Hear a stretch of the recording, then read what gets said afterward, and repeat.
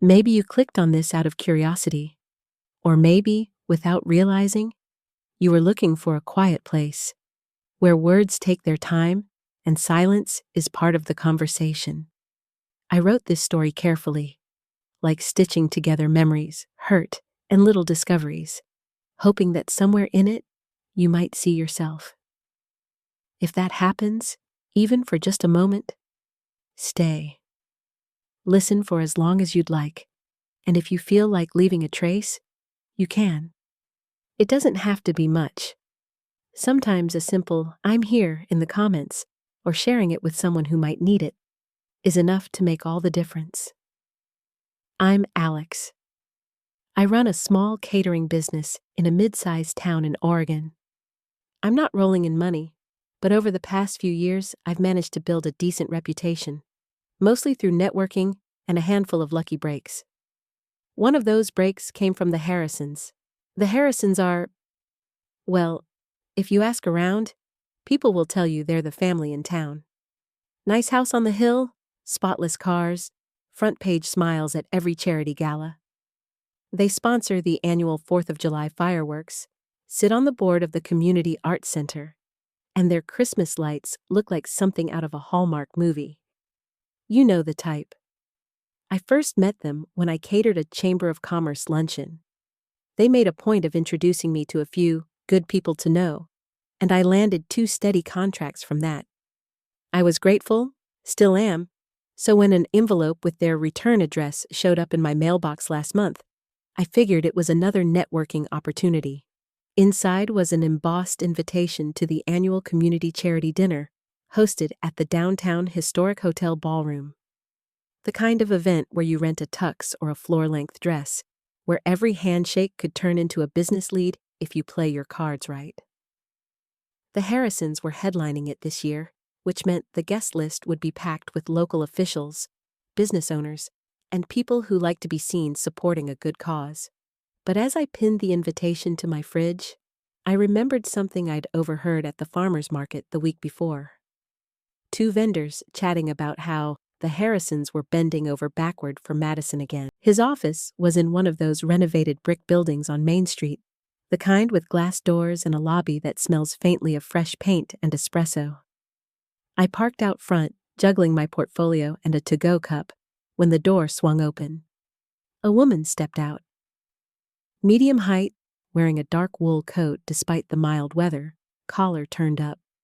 She held a thick, cream-colored envelope against her chest, like it was something she didn't want to drop, or maybe didn't want anyone to see. Her face was tight, unreadable.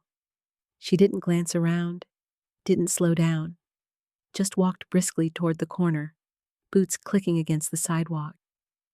I didn't recognize her at first, but something about the way she carried herself, purposeful, almost guarded, made me watch her until she disappeared down the block. When I went inside, the receptionist was on the phone, flipping through a stack of papers. My client came out to greet me, smiling, but I caught the tail end of him telling someone, "Yes, I'll look into it before the weekend." We got down to business quickly, going over menu options and delivery times. Still, the image of that woman in the dark coat lingered in the back of my mind. At the time, I didn't make any connection to the Harrisons, Madison, or the whispers I'd overheard at the coffee shop. It was just a passing observation, one of those little moments you forget about. Or at least, you think you'll forget, until later, when it suddenly slots into place like the missing piece of a puzzle you didn't know you were working on. The Harrison charity dinners always have a certain look to them, the kind of elegance you only get when someone's willing to spend serious money just to make a point. This year's was no exception. The historic hotel ballroom had been transformed, crystal chandeliers throwing soft light over tables draped in white linen, each set with polished silverware and a little card bearing the guest's name in perfect cursive. At the center of each table sat low arrangements of white roses and eucalyptus, surrounded by flickering candles. A small jazz trio played near the bar, just loud enough to fill the space without drowning out conversation. When I checked in at the registration desk, a volunteer handed me my place card and guided me to a table near the stage. From there, I had a perfect view of the podium, the head table, and the Harrisons themselves. Madison was impossible to miss. She glided in wearing a champagne-colored gown with a fitted bodice and a skirt that shimmered when she moved. Her hair was in an intricate updo, and she had that effortless, practiced smile that photographs well. Her parents kept her close, introducing her to each new arrival like she was the star attraction. "This is our Madison," I heard her mother say to a city council member at the next table. "She's heading to New York soon for a very important audition." Her father beamed as if they'd just announced she'd won a Nobel Prize. Mrs. Harrison was every bit the hostess, moving through the crowd with a glass of sparkling water in hand, leaning in just enough when speaking to the bigger sponsors, laughing at the right moments. At one point, I saw her with Mr. Harlan, one of the wealthiest donors in the county. She touched his elbow lightly as they spoke, a subtle gesture that said, "We're friends, you and I." From my seat, I could see it all. The smiles, the handshakes, the perfectly timed compliments. It was the Harrisons at their best, or at least the version they wanted everyone to see. I sipped my drink and settled in. Whatever the whispers had been about, tonight looked polished, flawless. So far, we were halfway through the first course, a delicate salad with roasted beets and goat cheese, when something unusual caught my eye. A server in a crisp black uniform moved quietly between the tables, but instead of refilling wine glasses or clearing plates, he was handing out small cream-colored envelopes. Not to everyone, just to certain guests. At my table, no one got one. But at the table just in front of me, I saw Mr. Jacobs, a real estate developer with a reputation for being both generous and shrewd, take an envelope from the server. He slid a finger under the flap, pulled out a folded sheet of paper, and began to read. His expression shifted almost instantly. The easy smile disappeared, replaced by a flat, tight-lipped look. He read for a moment longer, then refolded the paper and tucked it back into the envelope. From where I sat, I could see his eyes lift, not scanning the room, but locking straight onto the Harrisons. He held that look for several seconds. Mrs. Harrison was laughing with someone at the head table, completely unaware. Mr. Harrison was leaning back in his chair, looking satisfied with himself. Jacobs didn't say a word. He just set the envelope down next to his plate, face unreadable, and picked up his fork again. I glanced around. At another table across the room, a woman in a navy gown, another major donor, had also just read something. She leaned toward her husband and whispered, her brows knitting together. It wasn't enough to piece anything together, but it was enough to put me on alert. Something was going on, and whatever it wasn't part of the carefully planned evening the Harrisons had been selling. I found myself sitting a little straighter, watching more closely. The perfect picture from earlier now felt like it had a crack running through it. And I had the strange sense that before the night was over, I'd see exactly what was behind it. The main course had just been served, roasted salmon with lemon butter sauce, when the sound of a chair scraping back cut through the low hum of conversation. At the head table, Mr. Harlan, the wealthiest man in the county and the single largest donor to the Harrisons' causes, was on his feet. He didn't bother tapping a glass or waiting for the MC to give him the floor. His voice carried without effort. "Before I commit another dollar to this organization," he said, holding up one of those cream-colored envelopes, "I'd like to know exactly where my previous donations went." The room went still.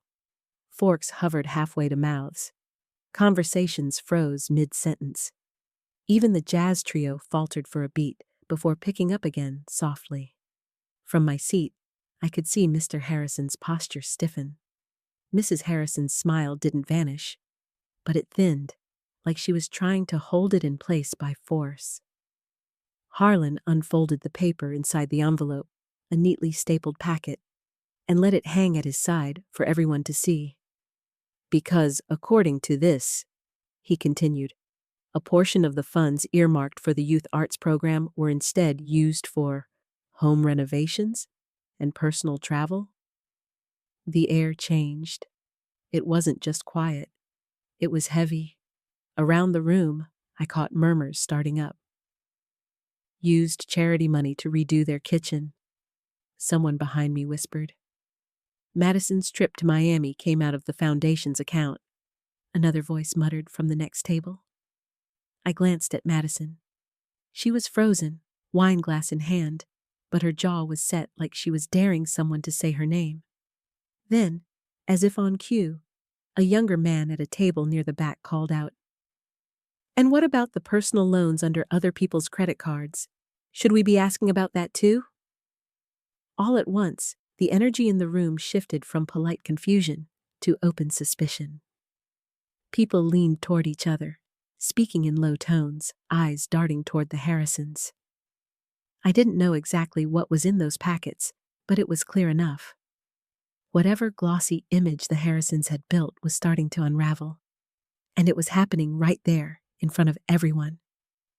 The younger man's voice cut through the murmurs like a blade. "Is this the same Madison who's been taking out personal loans under other people's credit cards?" You could feel the collective flinch ripple through the room. A few heads turned sharply toward him, others toward Madison. Her face drained of color, the kind of pale that makeup can't hide. She glanced at her parents first. Her mother's lips pressed into a thin line, her father's jaw tight. Then her eyes swept the room. They landed somewhere in the crowd of servers near the back wall. That's when I saw her. The woman in the dark coat from the day before. Only now, she was in a simple black dress, blending in with the catering staff. She wasn't holding a tray or talking to anyone. She was just watching. Calm, steady, like she had all the time in the world. Madison's gaze locked on her for a second too long, and something passed between them. Not recognition exactly, but an awareness. Madison looked away quickly, but it was too late. I'd noticed. It clicked then. The envelope at the sponsor's office, the way she'd walked out like she was carrying something important, the deliberate way she was here now without drawing attention to herself. Whoever she wasn't here to serve drinks or make small talk.